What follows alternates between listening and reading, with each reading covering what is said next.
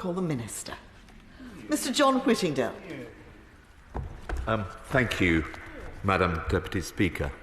I come to this debate slightly late, since I am actually responding to a debate which took place almost a year ago to the day. In that debate, my honourable friend for Christchurch made his points powerfully but succinctly. He had just 16 minutes to speak, and my colleague, the Minister at the time, the member for Folkestone, had 1 minute in which to respond.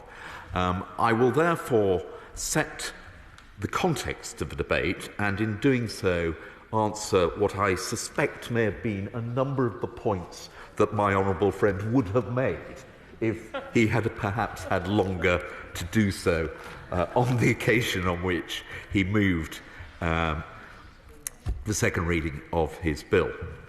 Madam Deputy Speaker, just over 100 years ago, on the 18th of October 1922, the BBC came into being as the British Broadcasting Company. It was an arrangement between the Post Office and a group of radio set manufacturers to provide radio content and to promote the sale of wireless sets. And it was funded through a 10-shilling licence fee. In 1927, the BBC received its first royal charter, becoming the British Broadcasting Corporation, with a mission to inform, educate and entertain. Since then, the BBC has continued to evolve and to play a hugely important role in British life, as it has touched the lives of almost everyone in the UK and made a unique contribution to our cultural heritage. In December 1932, the BBC launched its Empire service. Days later, the service broadcast the first Christmas Day message by a British monarch when King George V addressed the Empire live from Sandringham. In 1940, Winston Churchill delivered his first radio broadcast as Prime Minister. And in 1946, the first combined radio and TV licence fee was introduced at a cost of £2, which then became the TV licence in 1971. In 1985, Live Aid was broadcast to an estimated 400 million viewers, and later, in 2007, iPlayer pioneered a whole new way to watch BBC content on demand via the internet. And a year later, that was followed by BBC Sounds, which is a streaming media and audio download service hosting a range of content, including live radio broadcasts, audio on demand, and broadcasts. And as was noted in the brief debate that we had a year ago by the Honourable Gentleman, the member for Worley, last year the BBC's coverage of the funeral of the late Her Majesty the Queen was watched by 22.4 million people across BBC channels at peak viewing time. The BBC, now just over 100 years old, continues to be a great national institution. It is an invaluable source of education, information and entertainment, particularly for the most vulnerable and isolated people in our society, including older people. It is respected globally and reaches hundreds of millions of people across the world every week. No other country in the world has anything quite like it. Of course I will give way. I'm extremely grateful to my right honourable friend for giving way. If the BBC is as wonderful and magnificent as my right honourable friend is telling us, and it provides such wonderful value for money as the BBC keep telling us, why does it need the criminal law to force people to pay for it? If my honourable friend will forgive me, that is a point I intend to address in some substance a little later on. But he makes an argument which many have made, and I do understand.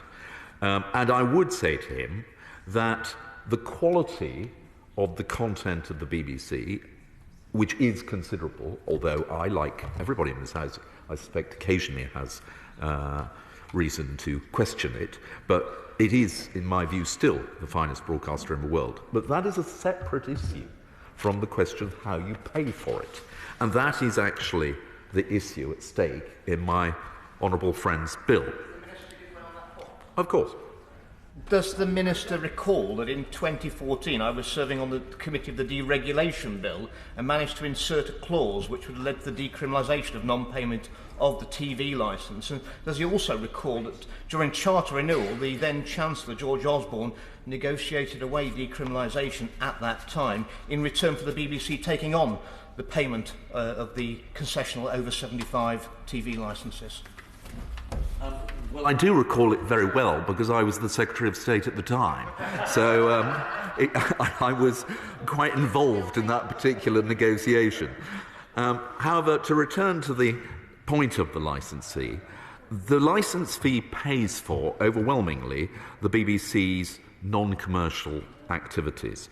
It raises something like £3.74 billion in annual public funding every year, with which the BBC has to deliver its mission and public purposes. And a television licence is required to watch, record, or to receive television as it is broadcast live on any channel or online service. And in a subsequent licence fee settlement, which was in my second incarnation, it was set to be frozen for 2 years and then to be uprated in line with inflation. But the original Charter agreement did reach a settlement with the BBC where it was agreed that a licence should also be required to watch not just live transmission of linear television services, but also live or on-demand content on the BBC iPlayer. That was the so-called iPlayer loophole, which was closed at that time. Since the Minister was the Secretary of State at the time, he'll also recall that at that time the BBC wanted people to have a licence to actually watch all the other media online. So they wanted you to have a licence to watch Sky Player, to watch ITV Player, to watch Channel 4 Player. And does he remember that we had to defeat that?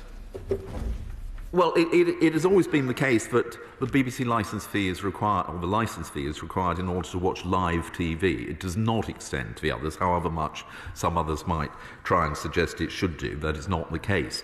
And actually that has led to the issue which I will come on to talk about, which is the challenge to the existing model as people change the way in which they consume television. But it is worth noting that the licence fee is not just used to fund the BBC. It is also used for other strategic public service objectives, including, for instance, the funding of the Welsh language broadcaster S4C. And I was able, Madam Deputy Speaker, to spend yesterday in Cardiff, where I went to visit S4C. I visited the set of Pobl I Cwm, for any of the Welsh speakers in the chamber today. And I can vouch that S4C does an important job in sustaining the Welsh language and is thoroughly deserving of public funding through the licence fee, which is why the government agreed in the last licence fee settlement to a significant increase in that funding. But the licence fee does represent a significant intervention in the broadcasting market, providing a predictable and steady source of revenue for the BBC. And the government is currently committed to maintain the licence fee funding model for the duration of this 11-year charter period, which runs until 2027. But as I've already suggested, and will come on to a greater length, the BBC funding model is facing major challenges, and it's necessary to look at ways to ensure that it remains sustainable in the longer term. But the licence fee does not represent the only intervention by the government in the broadcasting sector. There are a number of other ways in which we support a dynamic and successful broadcasting sector, and in particular, public service broadcasting. We have 6 public service broadcasters: the BBC, ITV, STV, Channel 4, S4C and Channel 5. And only 2 of those, the BBC and S4C, receive direct public funding from the licence fee. All 6 broadcasters do benefit from regulatory advantages such as prominence and guaranteed access to spectrum. And with these benefits come obligations about the contents that they show and how it is made. The UK's public broadcasting system was originally born out of necessity when there was limited analogue capacity of spectrum.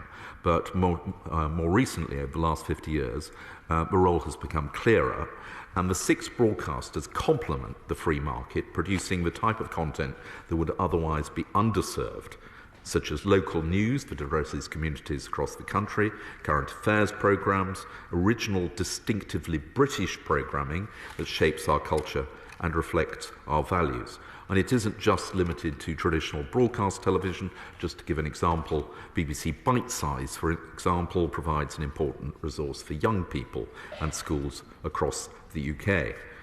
The UK's public service broadcasters complement their commercial competitors by raising standards across the industry, by investing in schools, boosting growth, and taking creative risks.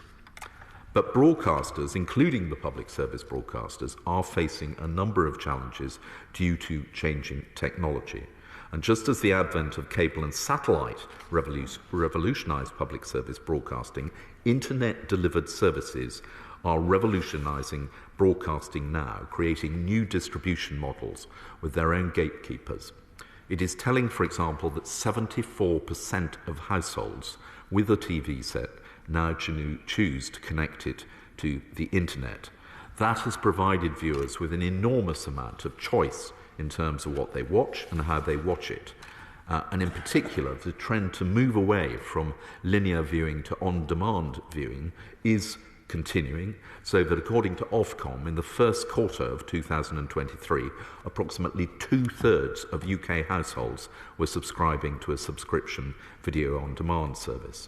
And the weekly reach of broadcast TV has fallen from 83% in 2021 to 79% in 2022, which is the biggest ever annual drop.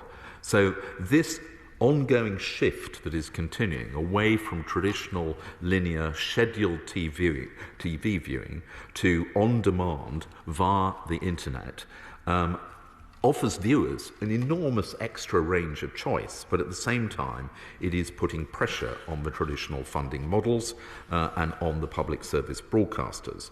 And one of the ways in which the government intend to address that is through the introduction of the Media Bill, which I hope we will hear more about in the King's speech. But the purpose of that bill is to ensure that the public service broadcasters remain visible at the top of the programme guides of whatever particular form of TV distribution viewers choose to use. Because we do believe that it is important that the public service broadcasters are sustained. Now, turning to the specific issue that my honourable friend raises in his bill, which is the issue of the TV licences for those aged over 75, the issue around both decriminalisation of the licence fee and the question of the exemption for over 75s they are two issues which have been debated at some length many times in this chamber. But I do understand that they remain controversial and many people still remain critical of the fact that the BBC does now enforce the payment of the licence fee for over 75s who do not qualify as a result of receiving a means-tested benefit. But, yes, of course.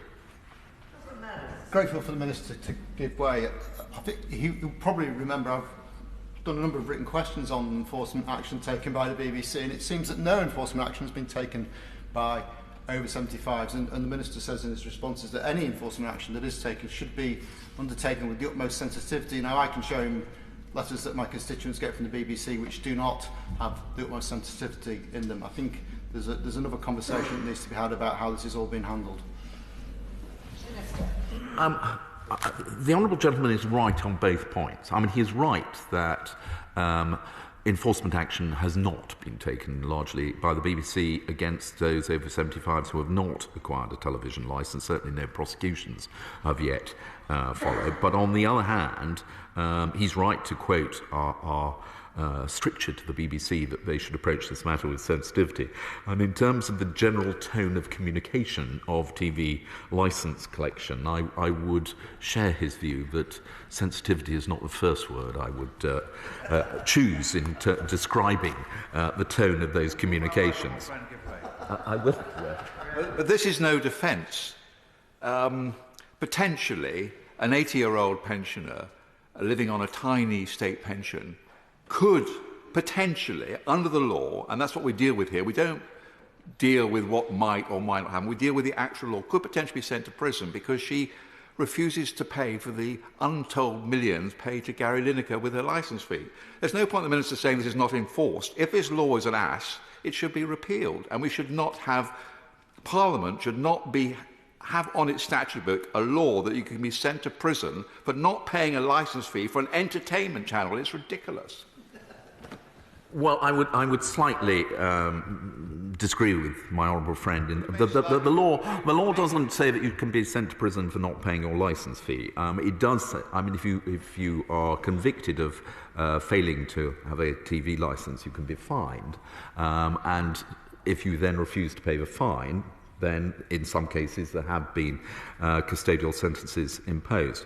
But I want to come on to the issue around criminalisation, because it is in the matter which we have debated before, but is, I know, still of great controversy, and it is something that we have looked at on a number of occasions, and I'm happy to continue to keep it under review. But it was the case that going back to this issue around the payment of the qualification for a licence fee of the over 75s, that it was, as the honourable gentleman suggested, it was the 2015 funding settlement where the government did agree that responsibility for the over 75s concession should transfer to the BBC. The government and the BBC agreed to make that change alongside a number of other elements of a licence fee settlement, such as the closure of the iPlayer loophole, which I've already referred to, and an agreement to increase the licence fee in line with inflation from there on. But it was agreed also that the transfer would be phased in over 2 years, so that the BBC had a time to adjust to meet the additional cost of maintaining that. And it was debated extensively at the time of the passage of the Digital Economy Act 2017 through Parliament. And the result is that the responsibility for the over 75s concession is now resting with the BBC.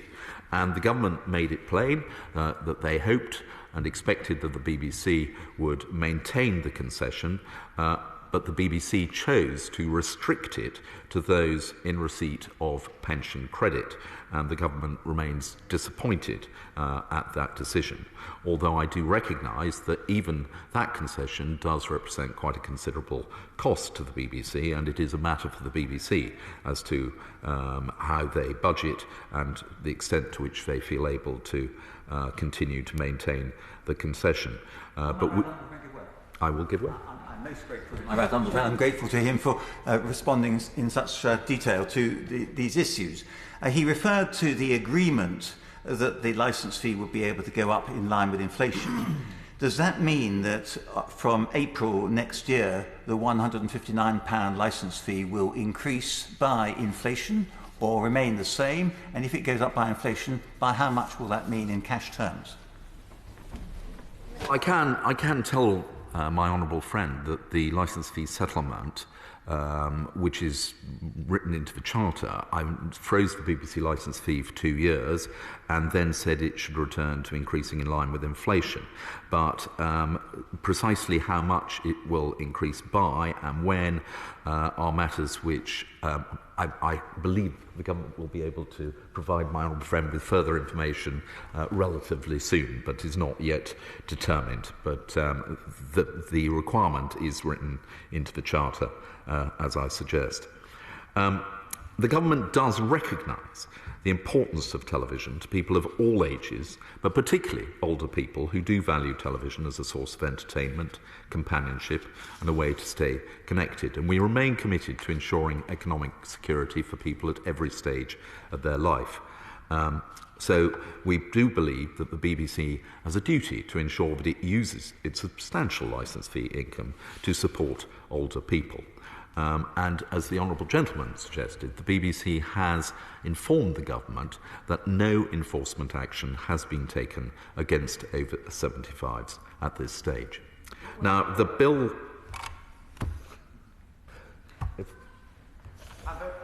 I'm very grateful for giving way. The one factor I hope that the Minister won't ignore in all of this, my honourable friend asked him about inflation and the income that the BBC needs, which is of course leading to the end of the benefit for over 75s, is the amount of new houses that are being built. And of course, but it seems to me that the government and the main opposition parties are determined to build more and more and more houses. And of course, every time all of these houses, 1.5 million, I think the Labour Party proposed, is more income for the BBC. And so I hope that that house building target will be taken into consideration when it comes to how much money the BBC needs. Well, I can assure my honourable friend it will be taken into account. He's right that is a factor which increases the income of the BBC. However, it has to be balanced against other factors, which I will come on to say a little bit more about, which, as I say, is resulting from this change in the way in which people are accessing television, and that is leading to a reduction in the number of people paying the licence fee. But the proposal of my honourable friend in his bill would be to decriminalise TV licence evasion for the over 75s. And I do think it would be very difficult to make it a criminal offence not to pay your licence fee up to a certain age, and then for it to no longer to be a criminal offence. And it is our view that the law needs to apply equally to offenders regardless of their age. And it's right that our justice system is fair and just to all people, regardless of their characteristics. But on the more general issue of decriminalisation, which is one which we have considered on a number of occasions, in fact, when I was Secretary of State in 2015, I came into the job actually supporting decriminalisation. I shared the views expressed by a number of my honourable friends, but we did commission a review of the matter conducted by Mr. Perry, which came out very firmly against, and then subsequently, there was a further consultation when I was for the second time a minister in the department in February 2020, and that consultation received a very large number of responses, and it was the case that the majority, with over 150,000 responses, the majority of those actually came out against decriminalisation. And the reasons for that were several. Firstly, the BBC argued strongly that it would lead to an increase in evasion, and that might cost the BBC, I think their estimate at the time was of the order of £300 million. But it was also pointed out that if it became a civil offence and that people were taken to court for failure to pay as a civil matter, that could actually lead to significantly higher fines on those people and costs for them if they were found to be guilty of that. It also highlighted significant impacts in terms of the cost and implementation. It is the case that actually the current system works relatively efficiently in the magistrates' courts, and moving it over to a civil matter would result in quite considerable increase in costs. And so for those reasons, the government did decide that we would keep the matter of decriminalisation under review, but at that time we would not actually proceed to decriminalise. But I think it's more important that actually we address the whole issue around the future of the licence fee, which, as I've suggested, is becoming harder and harder to sustain. I will give way. For the Minister giving way. I mean, it seems to me we are effectively in a situation where the BBC has decided to decriminalise for over 75s and just hasn't declared that's the position. I mean, it certainly seems to be from their actions at the very least. So we are in a slightly bogus situation where the law says one thing, yet the BBC are continuing to send out letters indicating that they will enforce when they have no intention of doing it. And I think that given the distress that individuals are under when they receive those letters. I think it's important that actually we get clarity from the BBC about what their position is on this. Well, the BBC have the option still. It is a matter for criminal prosecution if people fail to pay for a licence fee, but it is a matter of choice if the BBC is responsible for the collection of licence fee as to whether or not they actually wish to prosecute. And the BBC have assured us that in response to our request that they address this matter with sensitivity, that they have not to date sought to do that against anyone over 75. But I do want to just say a little bit more about the challenge to the licence fee going forward. When it was reviewed in 2015, it was recognised that there were a number of drawbacks to the licence fee. It is in some ways, it's a flat rate charge for which there is no means-tested assistance, and therefore it is highly regressive. But at that time, it was concluded that there was no better system of funding the BBC and that it was the most appropriate. And it was for that reason that it was agreed that the licence fee would continue for the remaining period of the current charter. But as the media landscape has changed in the way that I've already described, that has had a consequence. So the number of TV licences held, despite the point made by my honourable friend about house building, nonetheless, the number of TV licences held has declined by 1.9 million since 2017-18. And that is because, probably for the first time, there are a large number of people who are genuinely saying that they do not watch live television, that they are perfectly adequately entertained by watching streaming services, on demand, catch-up TV, and therefore, under the current rules for the licence fee, they are not required to have a licence. And on top of that decline of 1.9 million, estimated TV licence evasion has now risen to its highest level since 1995, standing at around 10.3%. Now, with those trends taking place, if they continue, then that does represent a significant challenge to the sustainability of the licence fee. And that comes on top of the concerns about the fairness of the model and indeed whether or not it is right to continue to enforce it through criminal sanction. Already we have seen the House of Lords Committee suggest that the drawbacks to the current licence fee model are becoming more salient, and they called for a comprehensive review of the licence fee system. And in response to that, the government has established the future funding of the BBC review with the purpose of examining what the options might be for alternative means of funding the BBC after the end of the current settlement. I'm very grateful. The Minister, as always, is making a very coherent argument. But would he agree with me that, not least for reasons of impartiality, it would be completely unacceptable for the BBC's income to be paid for by a government out of general taxation? Minister. I mean, it's always been said that if the BBC were funded directly from the Treasury out of general taxation, that would make them susceptible to political pressure, and that it would sort of reduce the distance of the arm's length relationship between the BBC and the government, and there may be some truth in that. I've never entirely bought the argument that the licence fee protects them from political interference, because it does mean that it just means that the opportunity is slightly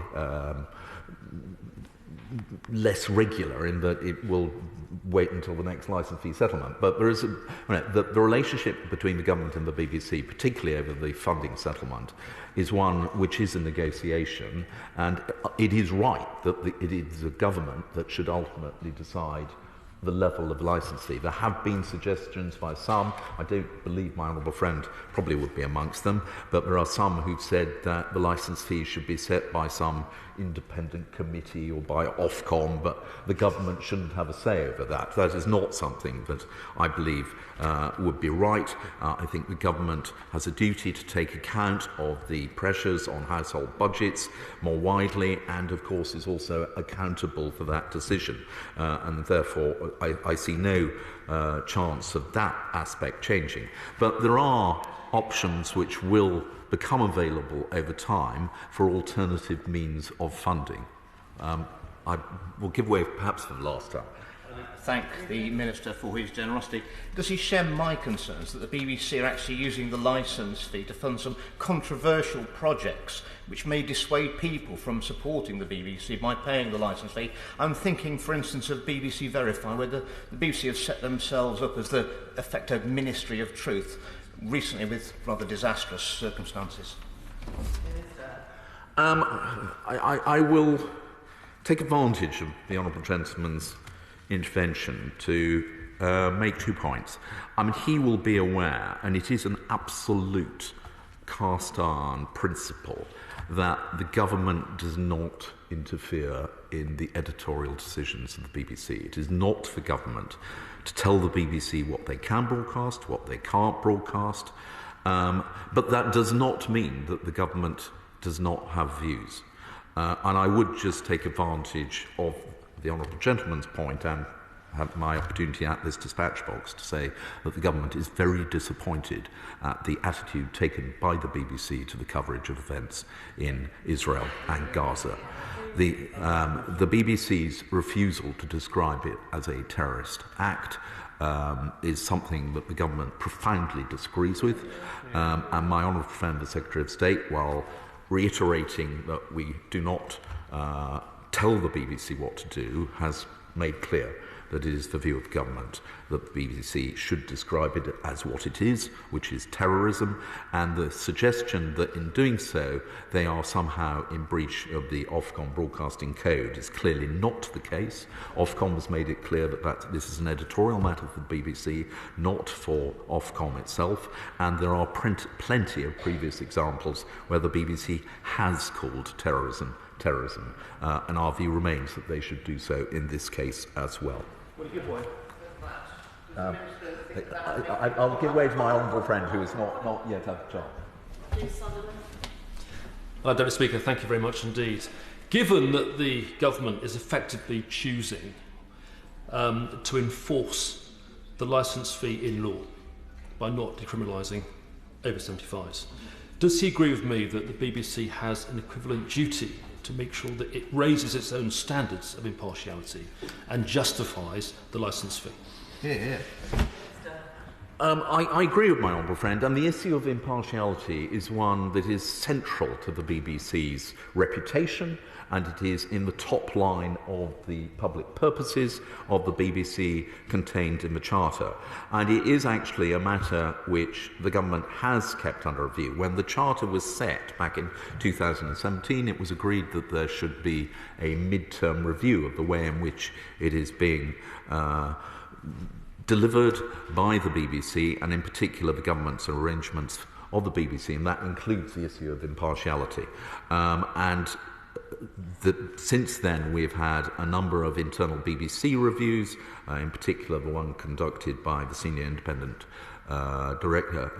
board member, Nick Sorota, which has agreed strengthening the impartiality requirements, but the government has considered what more could be done and needs to be done, and we will be publishing the outcome of the mid-term review also in the next few weeks, which will look at this point, because my honourable friend is completely right that the BBC's reputation for impartiality is absolutely paramount, as much in justifying the need for a licence fee to be required to be paid by people to fund the BBC, but also to protect the reputation of the BBC, not just in this country, but around the world. And that is something which we will be saying more about in due course.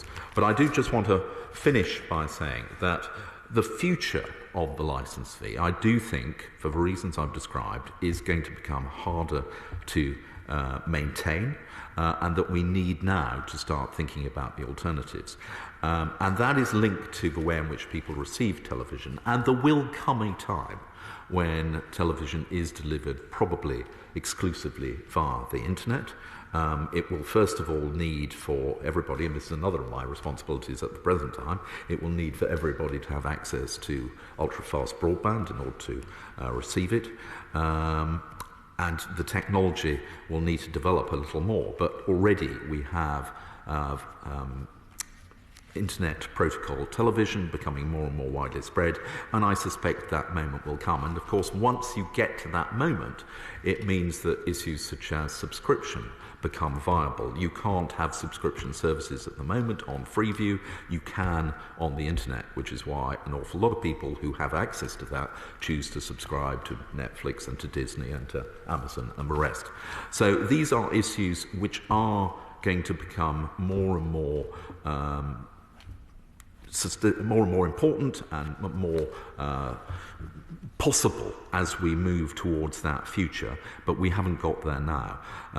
But it is the case that the government has started to think about those options through the Future Funding Review, and therefore, whilst the government is not in the position, I'm afraid, to support my honourable friend's bill today, he does touch upon points which are extremely relevant and where we do think more thought will need to be given in time. And therefore, I thank him for giving us this opportunity to debate the matter today. Barbara Keeley. Thank you, Madam Deputy Speaker.